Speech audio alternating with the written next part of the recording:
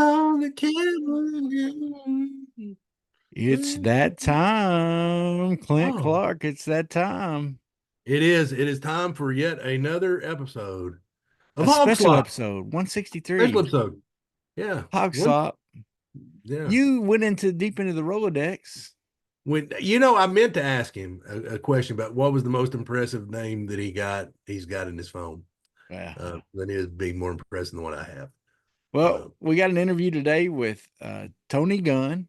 Tony Gunn, independent wrestler, is featured on Netflix's The Wrestlers. Yeah. And up in Lexington, Kentucky is Ohio Valley. Louisville, but you're Oh, sorry, close. Louisville, Lexington. It's all the same. One of them L's. Yeah, same place, same state.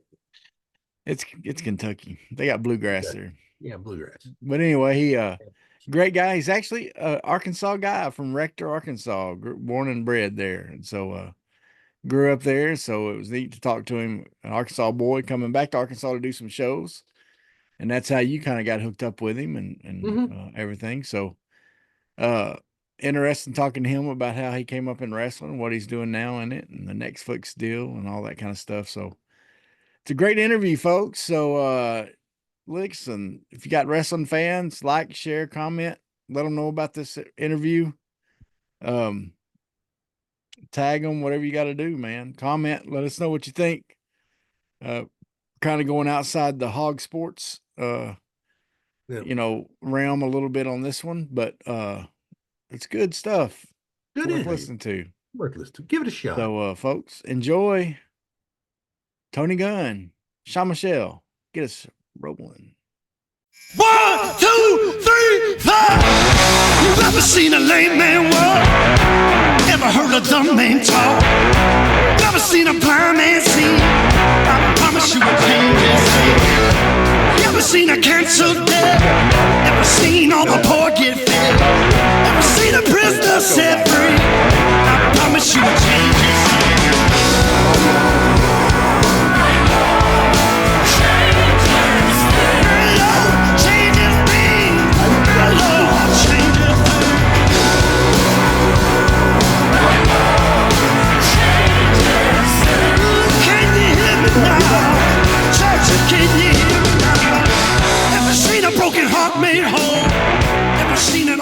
What's up, everybody? It's time for Hog Slop with Big C and Bigger T. I'm your boy, Bigger T.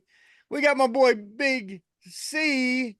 And Big C, we got a special guest with us today.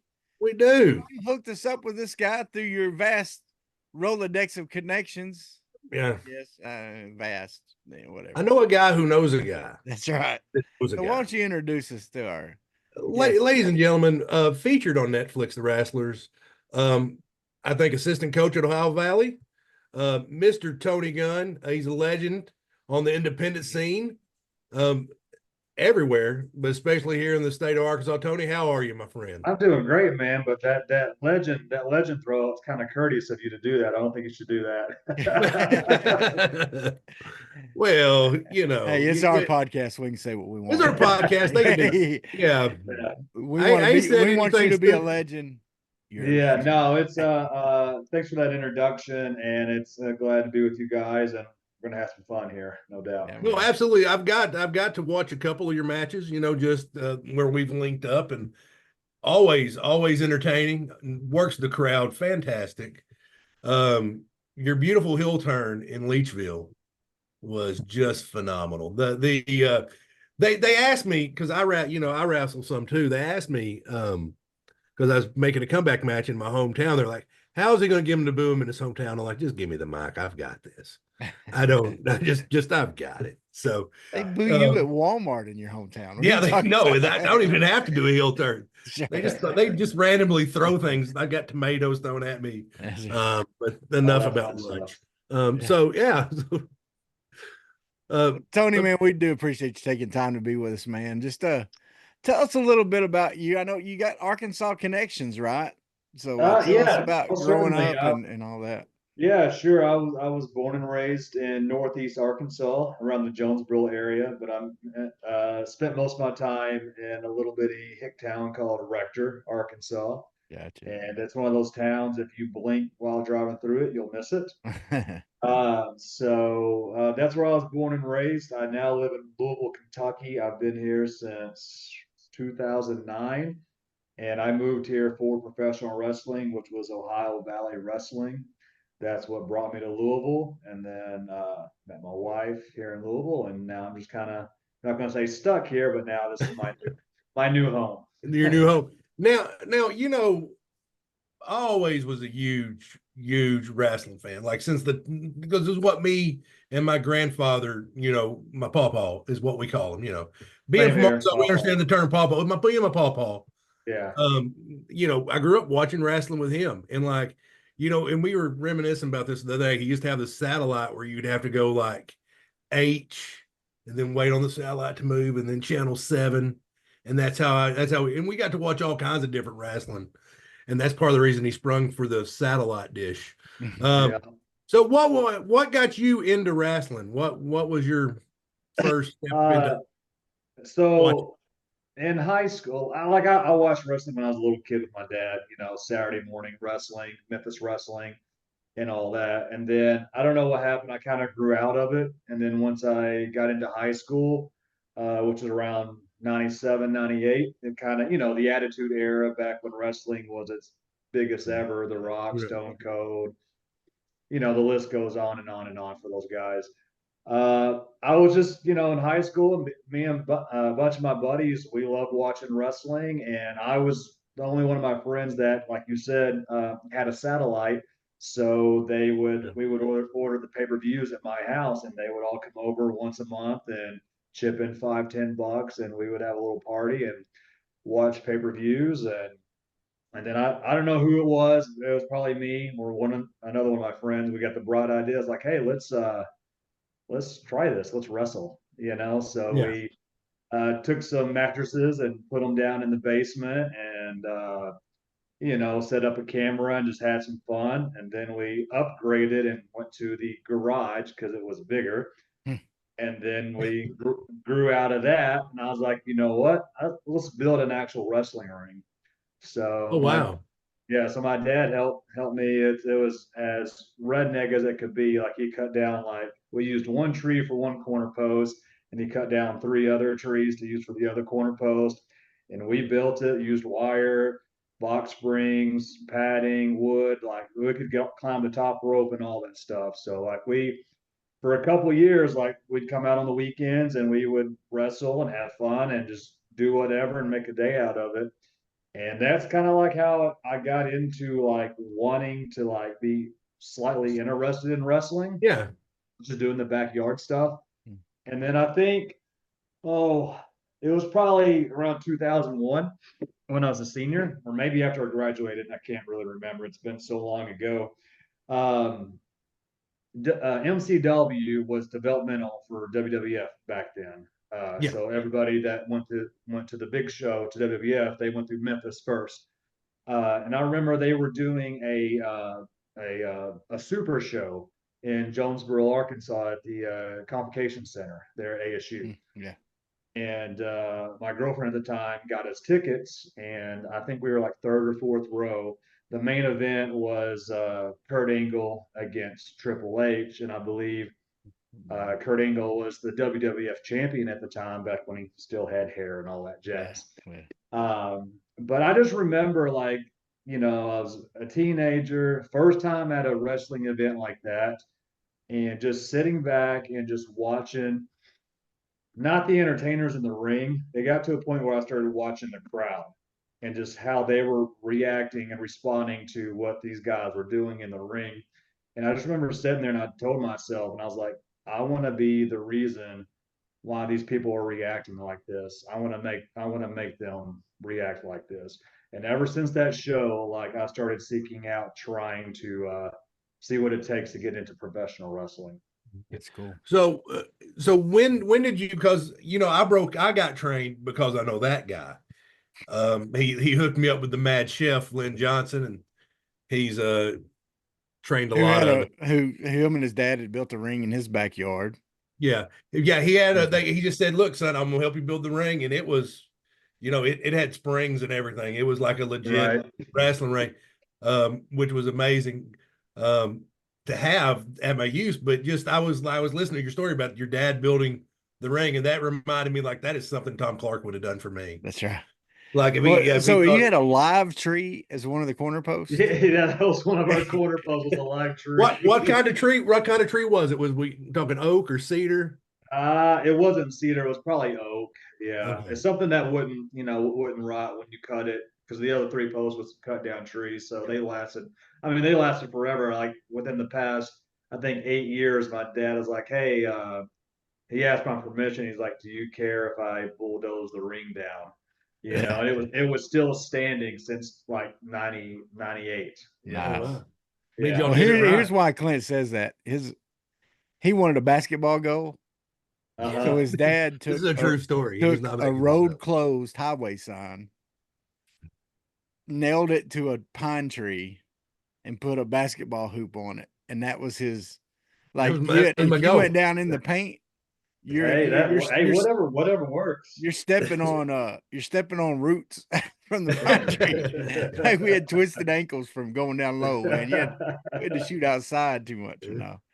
But no, man, that's really He- cool. So who were some of the wrestlers at that time?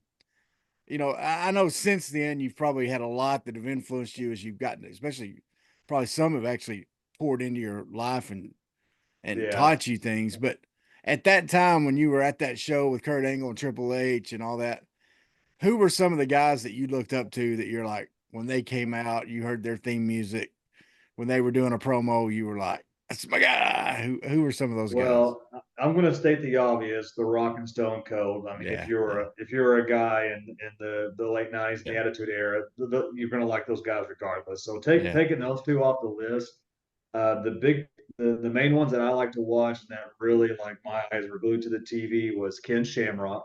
I Mm-hmm. was a huge Shamrock fan because I just loved his style with the mixed martial arts and bringing the Mhm. UFC style to WWE because it was something that really hasn't been done before, and just Mm-hmm. seeing that character and just the way he would act as well too, or his character anyways. So Ken Shamrock, Kurt Angle. Kurt Angle was another one because, and again, another phenomenal wrestler Mm-hmm. and very charismatic. Whether he's a babyface or a heel, he knows what he's doing, and he got into it really quick. Yeah, And the way he caught on is just yeah. unbelievable. You're right. And then one other, and I'll say this, and all my friends still make fun of me today, is actually Al Snow. He's another one that I loved watching just because he was just so outlandish and out there and just totally different than majority of the roster WWF because the stuff that he was doing with head and all that, it was just like you're taking this mannequin head and the Mm. people are like buying into it, and he's getting that over, and I'm like, man, that's just crazy to see, like people responding like that to a mannequin head. So those were like the three that I loved watching when I got back into wrestling when I was in high school or a teenager. So at that time, were you recognizing more of the character and the who they are as the character, or were you starting to recognize their technical ability in the ring, I or did did that come later after you started learning that? That came later. Like I liked their flow in the ring, their technical ability, but as a teenager, I had no idea what I was looking at. I just Mhm. knew that they looked really polished in the ring, just Yeah. the way they moved and they were crisp. And I just liked they just presented. They had a different presentation of themselves in the ring, the way they carried themselves. Mm. And for me, it was their character. Like Yeah. that's what really kind of brought me in was their character. Which at that time, like, I mean, every single person on that roster had a character, Oh yeah, they did. so Yeah. it's great. It was crazy. And that's all it was very character driven. Yeah. And but yeah, their characters really appeal to them a lot. Well, and that's interesting to me because as Clint said, I've been around wrestling and stuff like that, but I had a buddy of our mutual friend Lynn Johnson. I introduced Clint to him, and he had been training people and had been doing it for a while. And I thought about it, because I'm a big guy. I was athletic and kind of, sort of athletic, I guess. And No. but I went out there for like one training deal and I realized I didn't like falling that much. Yeah. Because that's all he did that first lesson was just had you fall the whole time. And I was like, yeah, this ain't my Yeah. bag.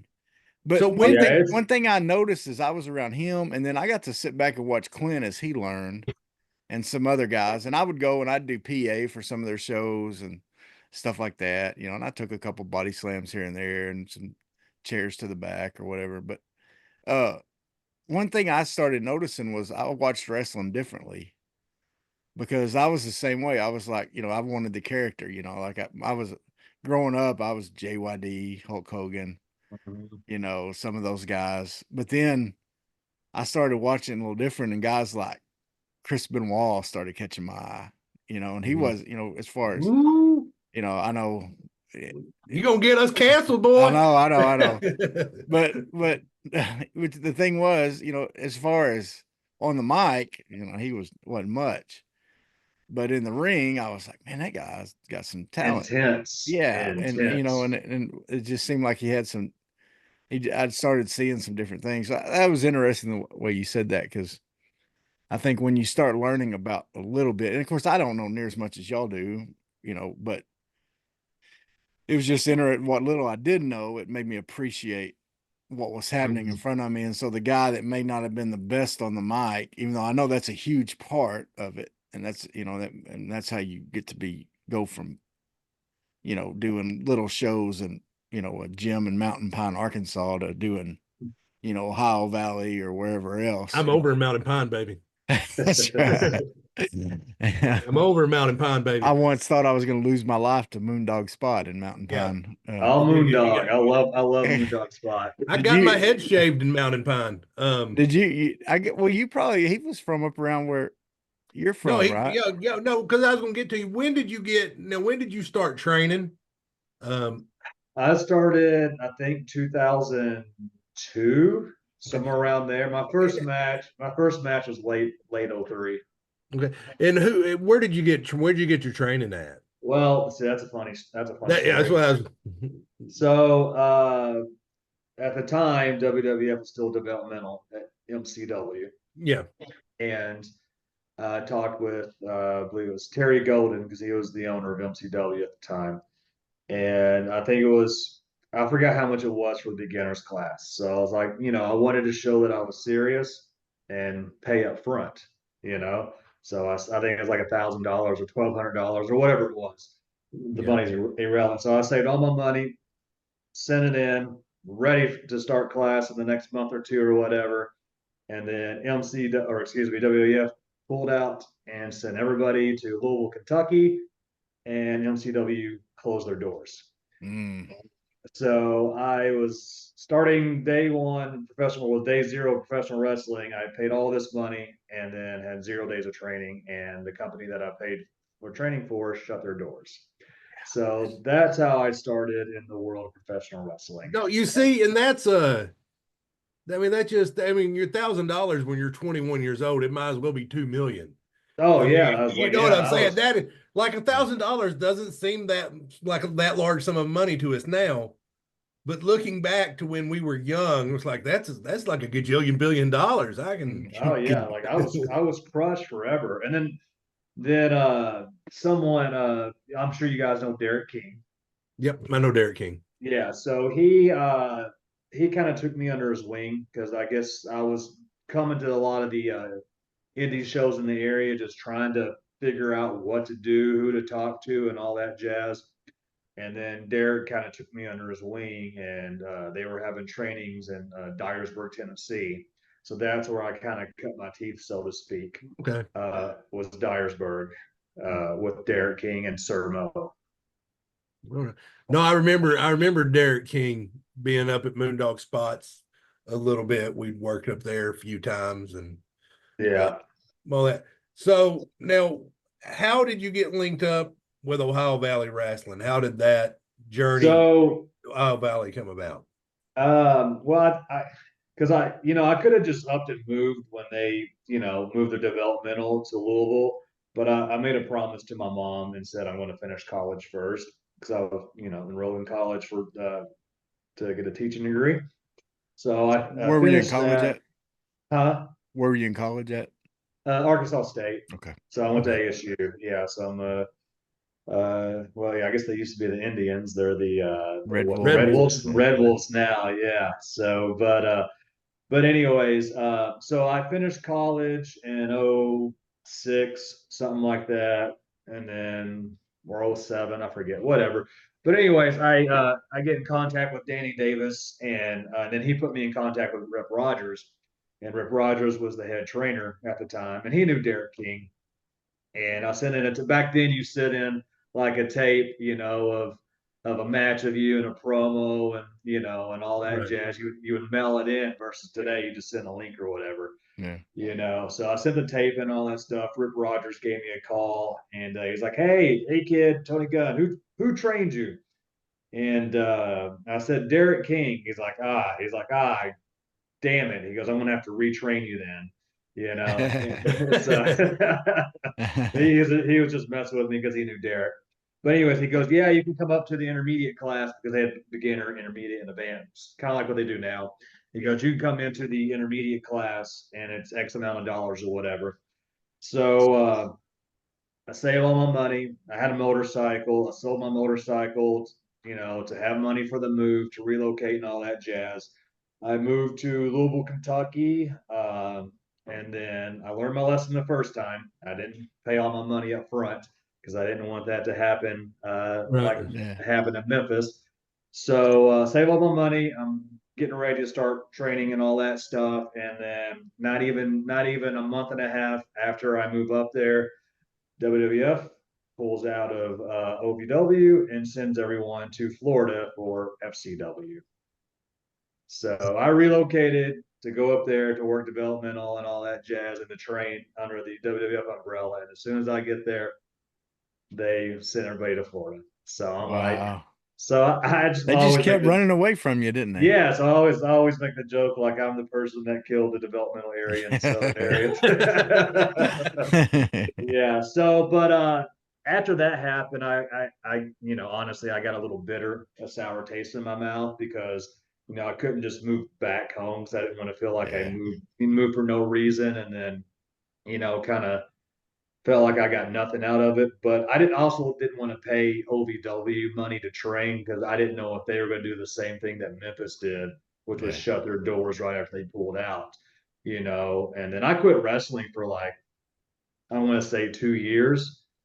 And then in the year 2011, I went back and talked to Danny Davis, and because I was miserable, I was working a sales job, making like almost six figures a year, and had all the money in the world as far as being stress free, but I wasn't because I was miserable and drinking all the time, and I wasn't myself, So I wanted to Yeah. get back to what I love doing, and that was wrestling. And had a conversation with Danny Davis because he was still the owner there at OVW. He invited me for a tryout match, and it was a dark match before their TV. I just remember that's the first time I've ever been under like lights like that, like ring lights. No.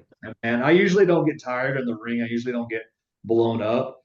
But man, 3 minutes into that match, I was hands on my knees, You think it was sucking did wind. adrenaline dump get you? Yeah, and just the lights too, because the lights were so hot because Yeah. they're not LEDs of the old school like Oh lights. yeah. Oh, yeah. That heat's just pounding down, and there's like 20, 25 lights that are just beaming down at you. Yeah. So and I get back to the back, and he's like, "You got blown up, kid." I was like, "Yeah." I was like, "What'd you think?" He goes, "Come back next week." He goes, "You got a job here." I was like, "I appreciate it, Danny," and the rest is Wow. history. Yeah. Yeah. So, we all have that moment in wrestling where we have the welcome to the business kid moment. Do you Yeah. remember your welcome to the business kid moment? Um. Or you probably had more than Yeah. one. Yeah. Well, I remember the first time I was ribbed, Okay, what and that was the welcome to the business moment. And I can share. It's nothing dirty or anything like that. But I think it was either Memphis TV or in Dyersburg. I forget where. But it was a show with like Derek, and I don't know if you guys know who Poker Face is. I don't know poker. Uh, and then a guy named Alan Still. They're all in the Memphis area. I've heard about him. Yeah, so something happened in the ring. I'm a greenhorn. I don't know who Baby and Hill are. Like I don't know who they, I know what it is, but I don't know who the characters are. Yeah, because I'm still learning names and all that stuff. And I was just happy to be there and just wanted to get used in whatever way possible. And I remember something happened where the Hill got beat down in the ring and left laying. For whatever the story was, I don't know, but I didn't know it was the Hill. And Alan Still, man, he got me good. He goes, man, he comes running into the back of the locker room. He's like, hey, we need a couple people to go out there and help the guy to the back or whatever. And I was like, I'll do it. And me and a few other guys were like going out to the ring, but as soon as we go through the curtain, they all stop and I go through. And I'm like, what's going on? And I go out to the ring to Poker Face and I go to pick him up to help him to the back. And he looks at me and he's like, what the hell are you doing? I go, they told me to come out here and help him to the back. He said, I'm a effing heel, you know? And I went to pick him up and he just reared back and just gave me the stiffest clothesline and took my head off. And I was just left there. I was left there, and he storms to the back and I'm just left there laying, staring at the lights, thinking like, what the hell just happened? And then finally they cut to commercial or whatever, and I walked to the back, and they're all just pointing and laughing at me and all that jazz. So that was the first time I got ribbed. Welcome to the business, kid. Yeah. Welcome to the business. Yeah. That's funny, man. That's great. So at what point did Danny Davis cease to be owning Ohio Valley Wrestling, and what did that transition look like? You talking about when he sold the company? When he sold the company, yeah. Yeah, he was. I mean, Danny's older. He's, he was at the retirement age and all that stuff. Yeah. And him and his wife were wanting to move to Florida and kind of, do the whole retirement thing, which kudos to Danny. I don't know. The writing was on the wall for a few years. Like he told me and a few others that like the only reason why he kept OVW going after WWF pulled out is two reasons. One, a place for the boys to come work on a weekly basis because that's really not done in a lot of places, especially at that time. And two, the main reason is because he wanted to stick it to WWE because he didn't want to show them that the only reason why Danny was in business was because of them. So he did it mostly out of spite, and that's why he kept it going that long. Because every promotion that WWF pulled out of, they shut their doors like that. They were done, and Danny was the only one that consistently kept it going, even after WWF pulled out. Yeah, nice. Yeah, but when push came to shove and it came time for him to retire, he was done for a couple of years, and the writing was on the walls. And I don't know how the deal came about as far as Al coming up under ownership along with all the investors and stuff like that, because that's way above my pay grade. Right. So it went from Danny to Al. It went from Danny to Al, and then Al had a couple. I'm not say Al couple had a couple investors, private investors, helping out with it. Yeah. So what was that like with Al coming in? Him being a guy that you had looked up to back in those days. He was actually there before. So when I came in 2011, he was there doing the like agenting and storytelling and all that stuff. Doing all that, and then he left for a bit because I think he went to had a bigger role at TNA or something like that. I don't remember. And then he came back when Danny sold. So I kind of had a little glimpse of Al when I first came into the scene, but I was so green, like I didn't really talk to him that much and all that jazz. But coming in the second time, me being a little bit more seasoned and having a better understanding of the business and all that, it's been nice to build that relationship with him. A personal and professional as well too, because he puts a lot of trust into me as far as going out there and telling the business how he wants it told and all that. And I put a lot of trust in him as well too, to trust that he's going to utilize me in a good way. Yeah. So I was gonna say you're a coach there at Ohio Valley now. Yeah, So yeah. so when did you start? When did you start coaching, and who kind of came to you, or is it one of them deals you looked around one day and like, where's the adults in the room? And you're like, oh crap, it's Yeah, well, me. I that's one of those things where it's like, man, I was the kid there for so long, and then one day I was like, oh shit, I'm not the kid there anymore. I'm the person that's almost been here the longest, and I think I've Yeah. kind of been there the longest now because I've been there, like I said, since 2011.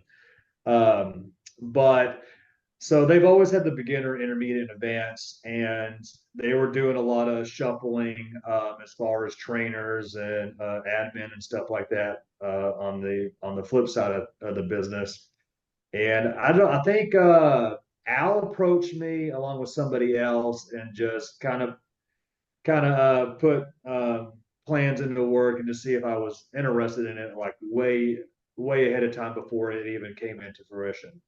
So, and I told them, I was like, yeah, I was interested, but they didn't know if I was going to do intermediate or beginner or what, And then finally, Yeah. when it got closer to time, they said, hey, we want you to. I think your role will be better fit for the intermediate class. So that started in about 2000, I want to say 18, somewhere around Okay. there. Yeah. So I've been doing that for about 6 years. Right. So I mean, is that how do you feel about teaching that the intermediate group?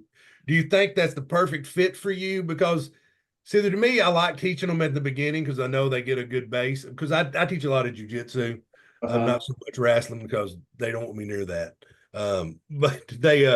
But yeah, I kind of like getting them in the beginning. That way, I know they have good fundamentals. But I guess the coaching staff there at Ohio Valley Wrestling is probably they get good fundamentals.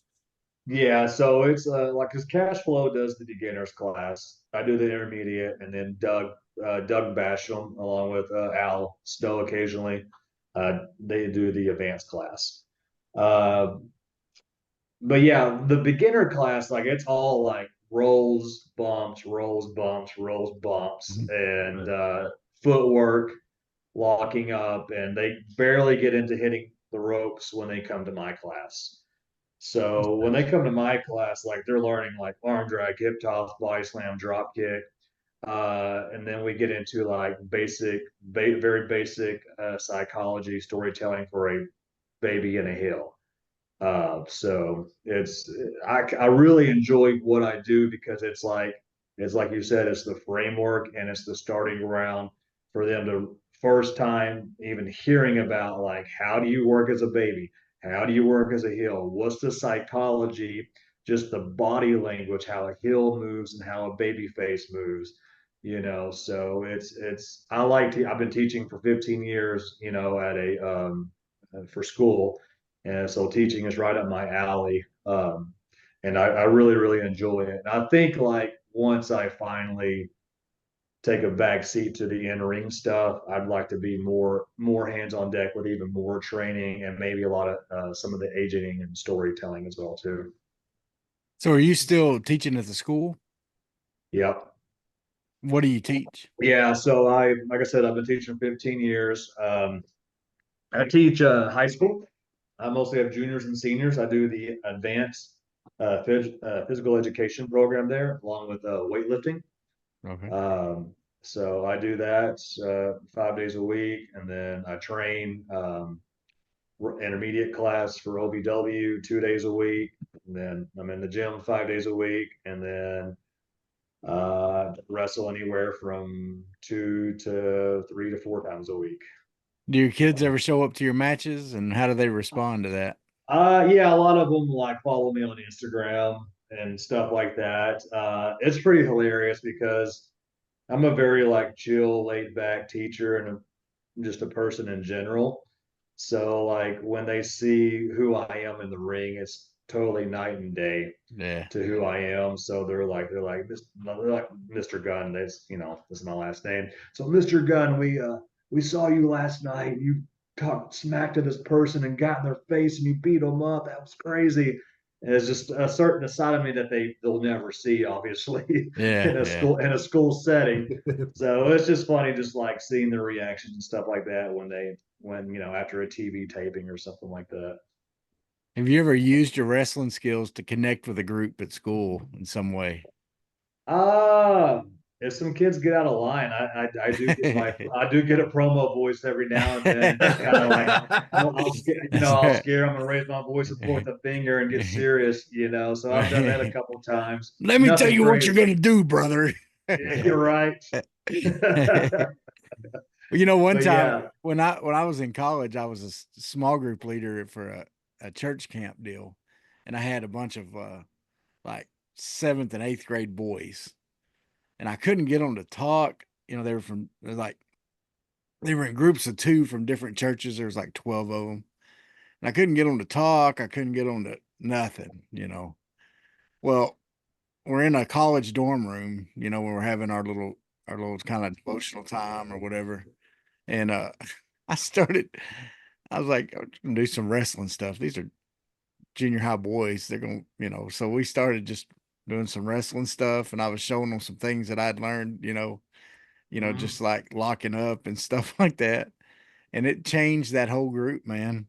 Hey, all of a Yeah. sudden they were all best friends, and it was the best time. It was Oh great. yeah, that's awesome. That's That's why I asked awesome. that. I was like, but that's Y- cool.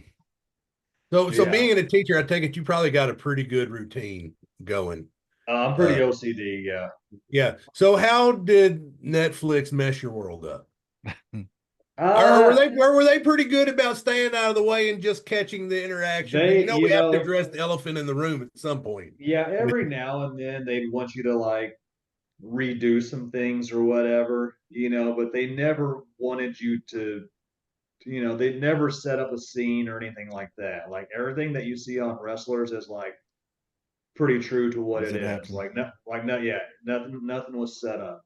But there's been a few times where like they're like, "Hey, we're gonna set up here and do this type thing," and they never really got in the way. They were good as far as like staying back out of the way and all that. And they came to like a few trainings and like filmed some training stuff and all that. Man, it's crazy because they were there a whole summer, and man, they got like hundreds and hundreds of hours of footage. And like talking with Greg, the producer of the show, like he goes like, man, he goes, I've never had this situation to where I have so much footage, I don't know what to do with it. Because like when he did like Last Chance U, the football and the basketball one, and then I think Mm-hmm. he did the cheerleading one. He goes, we had to go back and get more footage because we had to fill in the gaps. Oh wow. He said, with you guys, he goes, I can run 2 or 3 seasons with just the footage that I have. Wow. So like he's I guess he's never really been in that situation before where he just had so much footage. And wrestlers, we're gonna show ourselves to the camera, right? So oh like yeah. whereas athletes of like basketball and football and cheerleaders, they don't know really how to cater to the camera and entertain in that aspect. So like it was a different element for them for sure. Did they No, we did they definitely know did how to that find give the hard y'all came. did that give y'all any kind of bump, noticeable bump, attendance wise, popularity wise, Yeah, it is. financially, whatever? It's leveled out since it's come out, which like it's going to Yeah, naturally. yeah. But yeah, once it aired, man, we sold out every single third. Like we run in the same That's building in cool. Louisville, Yeah. Kentucky on Thursday. And if you know anything about running a weekly show in the same building, the same nights, week in, week out, years on straight, it is hard to draw and keep Yeah. a fan Yeah. base. Yeah. Which we on average we do about 125, 150 every Thursday. But like when the Netflix thing dropped, we were doing 400, 500 Nice. every Thursday, and it was new faces every week, which was nice. And the people were coming in from like LA, Phoenix, Vegas, like Colorado, like they were traveling wherever to come like to fly in or come watch the show. So That's yeah, great. we got a lot of recognition. off of that, and it really helped us out for a while. But things have kind of leveled back out now. But we still do good on our pay-per-views. Our TVs are still kind of high as far as attendance and stuff like that. So, but yeah. So you're able to retain some of those fans as far as if your pay-per-views are up a little bit and stuff. That's Right, great. yeah, exactly. And we have a bigger following online as well too, because like not only do we, we have our TV locally, but we also show it on YouTube as well, Yeah. live Okay, there you every go. Yeah. Thursday. So we have a lot more people tuning in on our YouTube channel as well. That's great. Yeah. Makes all the hassle from filming a little more So worth it, doesn't Yeah, it was fun. It was fun. it? I bet. Yeah. Yeah, it was a blast. So now, who's your favorite? We all have an opponent that we just seem to have a chemistry with in the wrestling ring. Who there at Ohio Valley Wrestling's like your favorite person to work with? You're like, I can't possibly have a bad match with this person. There's two people that come to mind. Well, actually three people. One is Adam Revolver. He's kind of like me. He's been there for a long time, but he doesn't do a lot of wrestling now. He does a lot of the agenting and storytelling, writing and stuff like that. But he still wrestles every now and then. But he's one of the guys that if you have a bad match with him, then you probably need to just hand your boots over to someone else. He's just one of those talents. Like he's easy to work with. He's very old school, traditional in the sense of working a Southern style match. Um, the other two would be, and they're pretty new, is Cal Hero. He's a guy, he's a young kid, 21 years old, and he's one that we have really good chemistry in the ring where we just kind of feed off each other, and it's just one of those things where like we can kind of look each other and know what each other are thinking, before it actually happens and stuff like that. So it's really cool to have that type of connection in the ring. So I always enjoy working Cal. And then the last person is Luke Curtis. Luke Curtis is another one. He's one of those guys that he will literally give his body to you. And he's kind of like I want to say, the Kurt Hennig or the Dolph Ziggler of like bumping and making you look good. Like he's one of those guys that's going to bump for you and make you look good. And he gives 110% effort when he goes out there. That's cool. That's cool. So now, did I see correctly that you've recently feuded with Enzo? Yeah. That was a few months ago. Yeah, I saw that because I remember your promo on Instagram where y'all did a country whooping match. Was that Arkansas strap match? Arkansas strap match. Arkansas strap match. I apologize. Your promo. I loved it because you were like, Enzo, I don't respect you. No, Travis, you don't know who Enzo Amore is. He's a certified G. No, he's an ex-WWE superstar. He's phenomenal on the mic. What's it like to work with somebody like that who is so good on the mic? It's one of those things where like it's fun and it's challenging in a sense because like like he's the gift of gab. He's got a good play on words and all that jazz. And just I'm not that type of person where I can just keep spitting stuff out and rhyming and doing that and whatever. I'm just not that person. I'll say my business, tell my business, and that's it. So I liked it because it's challenging for me because I have to step my game up now, because he's out there spitting the game or whatnot. So I gotta be on my tippy toes and try to be on his level. And that's what I really got out of the whole entire feud where I think we feuded for like 3 months or something like that, is that all the promos and building the intensity along the way. And it was a good way for me to challenge myself to try to step up to that level, and just seeing can I go with this ex WWE guy that knows how to talk on the mic and spit the garbage, so to speak. So it's good to know that I can do that, and I love being challenged in that sense. Yeah. No, because I remember the intensity in your eyes in that promo. Like, you sold it so well. You can pay me later for saying that. It's not a big deal. But no, Yeah. I mean, I loved it. I really, truly did. So, Yeah, so intense that you might think it was real. you know, I've accidentally hit someone with a leather strap before, and it's kind of fun. Yeah. It's not when they have to give it back, but giving it That's is. Yeah. right. It's Yeah, fun. yeah, most certainly. But no, Enzo's a good guy, and he was one of those guys when he was there, he was wanting to help out and all that stuff. So anybody that had questions or anything like that, he would always give his, give his input if people asked. So it's good to have people like that around just to have another set of eyes on things and give their input and Yeah. thoughts. Yeah. Who's been some of the guys that came through that have stood out to you? Because we obviously saw like James on the wrestler, see James Storms come in, and not trying to fish for a name to name James here, but there's been some guys came in to like work a show that they've really helped out with some of the younger guys that you see going above and beyond helping the next generation. I was trying to think offhand.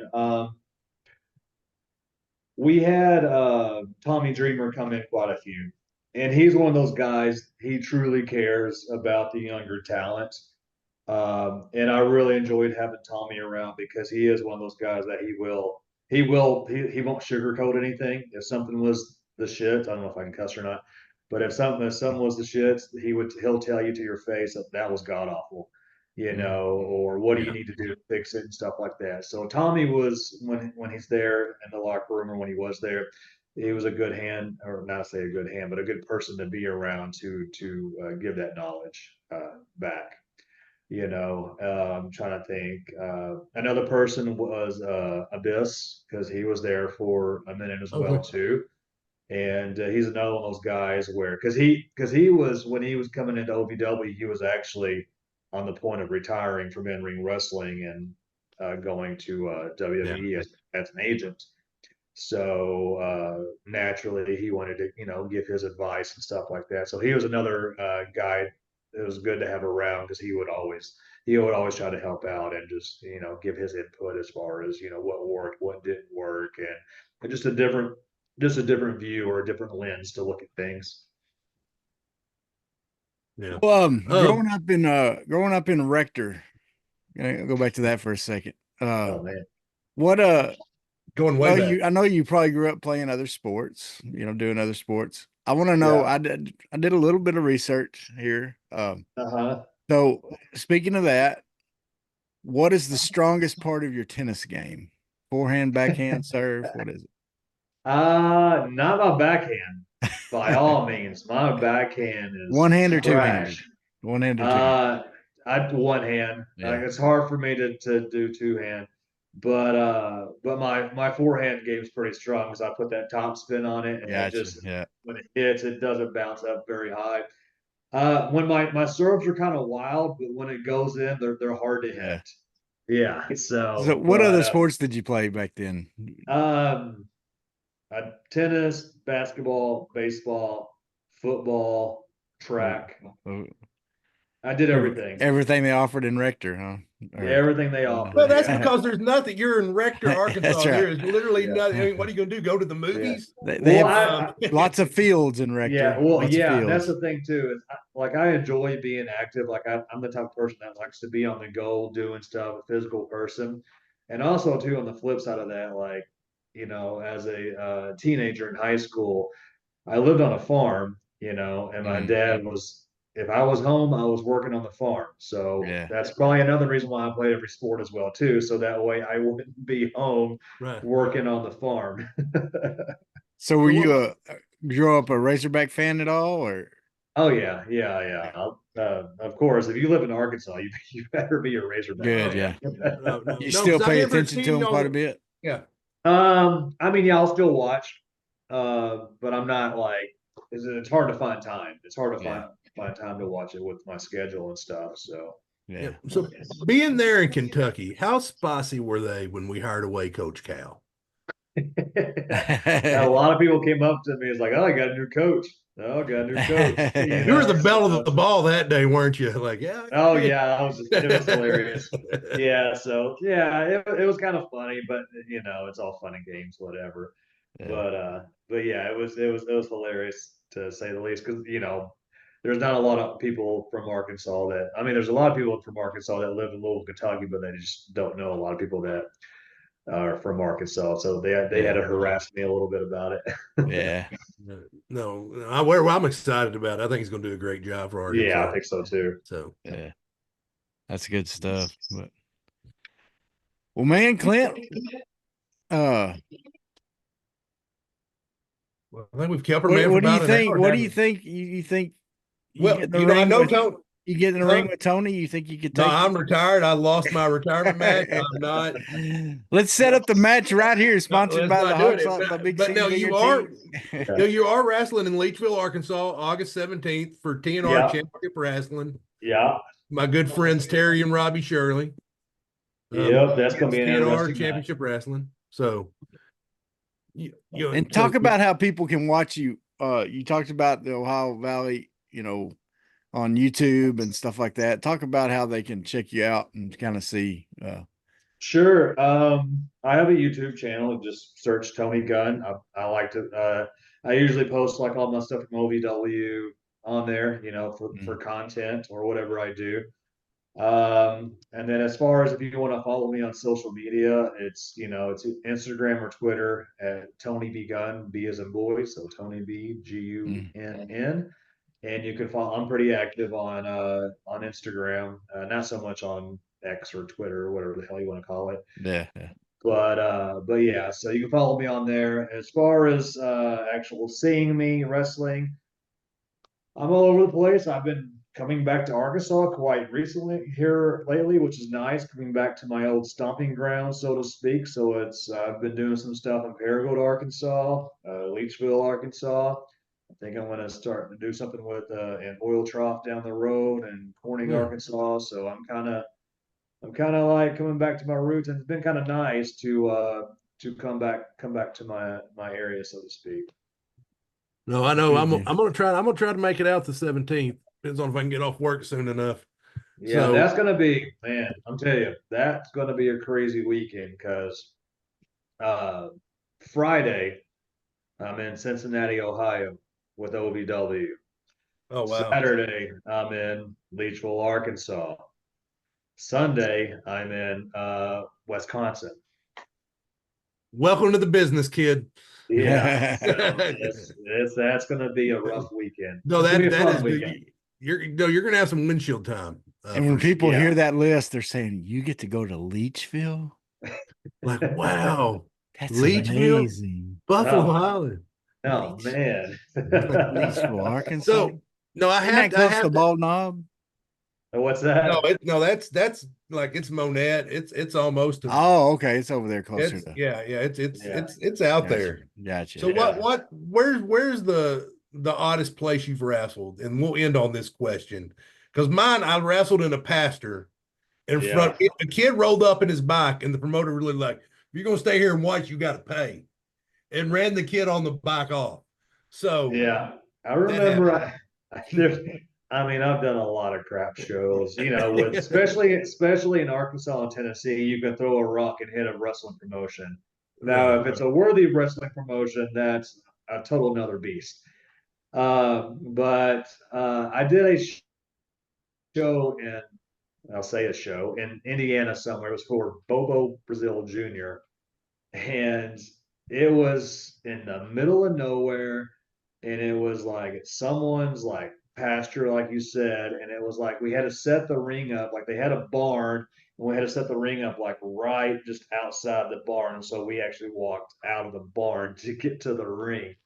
And I just remember there was 0 people there. And then maybe a handful showed up, but I just remember it started pouring down rain, and they still wanted us to go out there and wrestle. And I was like, this is not worth it. Yeah. I was like, we're gonna get hurt. Something stupid's gonna happen, So that was probably one of the worst wrestling shows that I've done, as far as location. Yeah. So. Well, Tony, man, thank you so much. we appreciate you so much for coming on here, man. And it's great Yeah. kind of getting to hear your story a little bit and everything, man. And thanks for being a part of this. Hey, no problem at all. It was fun chatting with you guys, and I'd be more than welcome to come on anytime. So just hit me up. Folks, check him out on Instagram, maybe a little bit on X, on YouTube. Definitely the YouTube channel. And and come to Leachville. Come to Leachville, watch him. Come to out to Leachville. Paragould too. I mean, wrestling Paragould, son. Come see my man Tony Gunn. You won't. I mean, he's fantastic. You'll leave entertained, guaranteed. That's right, folks. Thanks for watching. As always, we appreciate you. Have a great week. Later. Sweat, work, filthy, dirt, harvest, hurt, kingdom come. Sweat, work, filthy, dirt, harvest, hurt, kingdom come.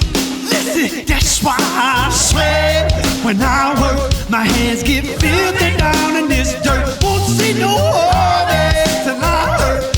Crying your kingdom come. Listen, I wake up in the morning, I bow my head to pray. Mama told me if I don't, ain't nothing gonna change. These prayers breaking up hard ground so I can sow the seed. Ain't afraid of no aches and pain. Lord knows I gotta follow his lead. That's why I sweat when I work. My hands get filthy down in this dirt. Won't see no harvest till I hurt. Crying your kingdom come. Oh, I sweat when I work. My hands get filthy down in this dirt. Won't see no harvest till I hurt. Crying your kingdom come.